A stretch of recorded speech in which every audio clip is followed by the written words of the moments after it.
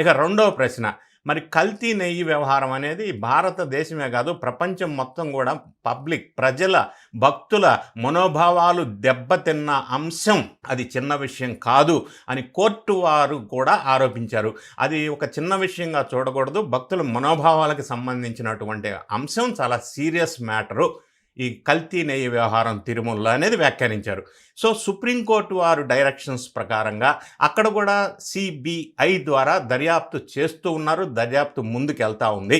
ఈ నేపథ్యంలో జగన్ రెడ్డి గారు ఆ కల్తీ నెయ్యి వ్యవహారాల్లో సిబిఐ దర్యాప్తుకి సహకరించకుండా అక్కడ ఉన్న అక్యూజ్డ్ నిందితుల్ని మరి వెనకేసుకొస్తూ సపోర్ట్ చేస్తూ ఆ కేసు విషయంలో ఉన్న వాళ్ళని వెనకేసుకు రావడం, ఆ సిబిఐ దర్యాప్తుకి సహకరించకుండా ఉండటం ఒక పార్ట్ అయితే, ఆ సిబిఐ దర్యాప్తు సంస్థ అధికారుల్ని వాడు అన్న మాటలు ఈ మధ్యకాలంలో ప్రెస్ మీడియాలో మాట్లాడిన సందర్భం.